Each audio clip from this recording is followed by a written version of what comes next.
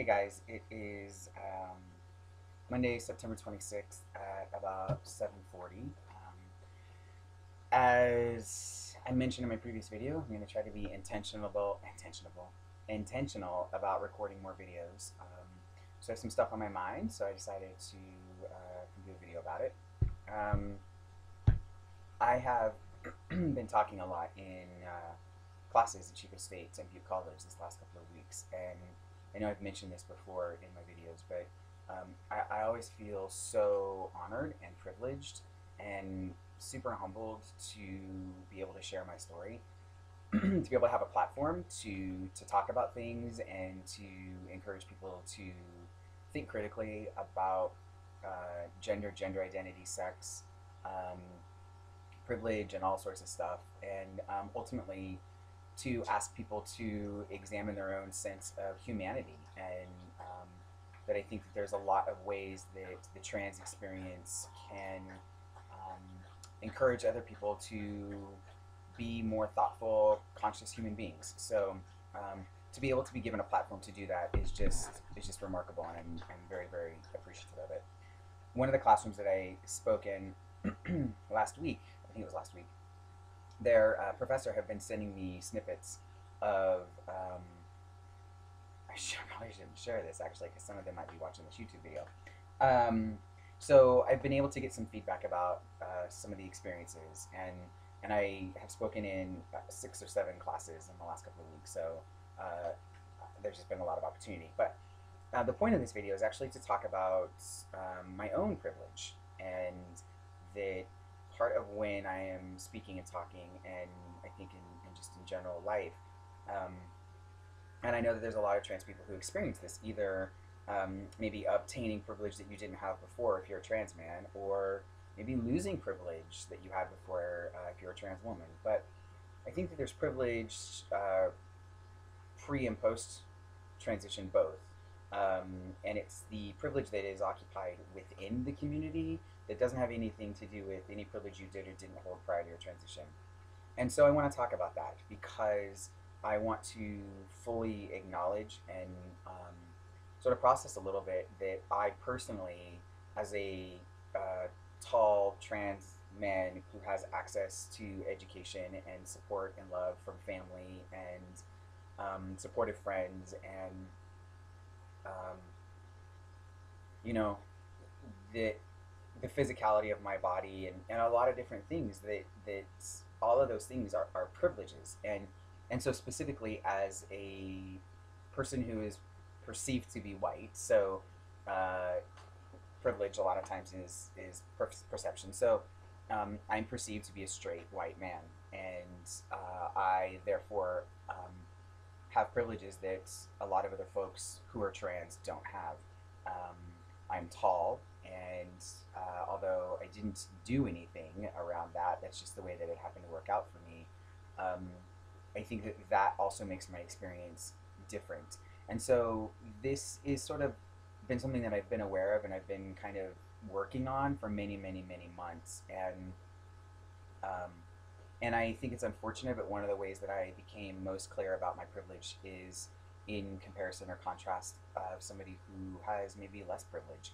And um, and so I've been reading a lot of things in the paper in the last month of trans women of color being murdered in D.C., and then the report that came out, Injustice at Every Turn, talks about the experiences of oppression for trans people, and then the additional experiences of trans women of color.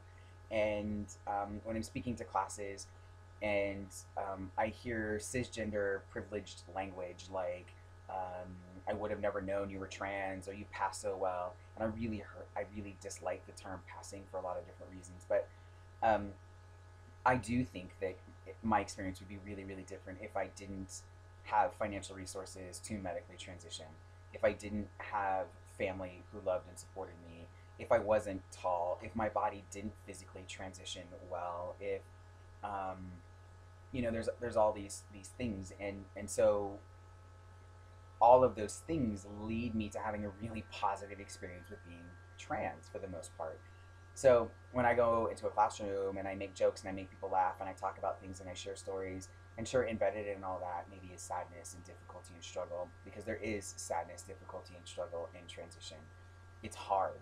It's really hard. And anyone who is in transition or has transitioned or is trying to access transition, um, you know that. You know that it's emotionally draining and physically difficult. You know, those that first year when your body is readjusting hormonally, it's a fucking nightmare. So I get that you all get it, but I think that I am becoming more and more aware that when I'm speaking to people, I frequently will sort of temper my statements. I'll sort of start it off with saying that this is not everyone's experience. That me being super out and having overwhelmingly positive experiences um, and being well received and not coming up against a tremendous amount of opposition or direct overt oppression. Um, Being able to spend a weekend with my family at my grandfather's 80th birthday party, having the love and support of my wife and her family, all those things, I think, allow me to just have a very different relationship with being a trans man. And that doesn't mean that I haven't had to work, and it doesn't mean that I haven't had to struggle, and it doesn't mean that I don't have pain, and it doesn't mean any of those things. It just means that all of those things maybe were, um, maybe I had more resources to deal with those things. Like I had money to go to therapy. I have money to go to therapy right now if I wanted to or needed to. I don't, you know, I inject testosterone every single week, and I had all of the financial resources, or found the financial resources, to make sure that that happened. And I only, you know, had to wait 6 weeks after I started taking testosterone to have surgery. Like there's people who waited 6 years, and how does that 6 years impact the psyche or the soul of somebody? Um, I'm not unemployed without choice. I'm in grad school.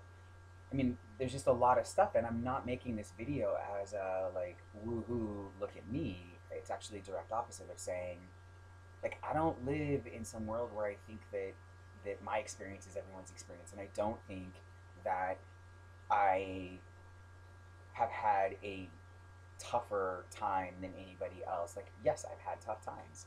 Um, there are universal tough times of being trans, um, but in those tough times, I've been able to sort of lean back or go back to a really strong family foundation that I had, and and I know not everyone has that. And so when I was interacting or talking to somebody who is a trans woman, and her experience of herself is, or her experience of being trans is very different than mine. I think that for the most part it's a gift, and I don't think that I was born in the wrong body, and I know that for a lot of people that is their truth, and I am not devaluing that at all. Like for some folks, that's super how it is. That's just not my that's not what I resonate with. Um, I resonate more with the idea, and I think I've shared this before. Like I had to do some renovations, but I kept the foundation.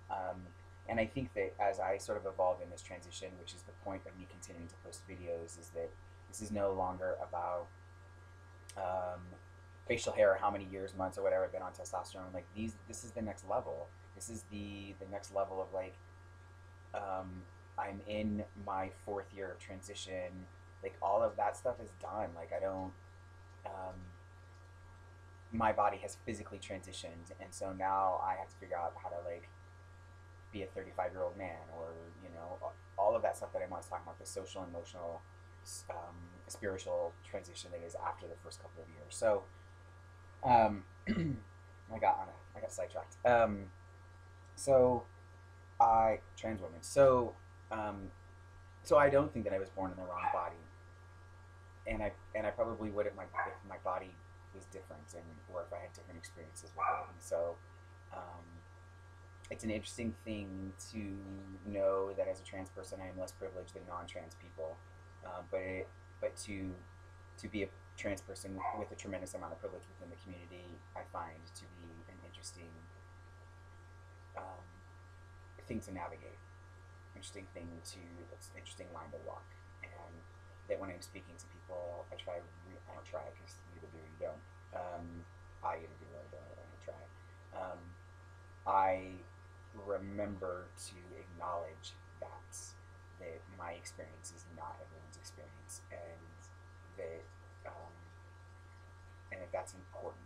It's important for us to know individually, but it's also important for us to know as we all continue to move forward and try to create a better experience in our culture for us. So, okay, that's all.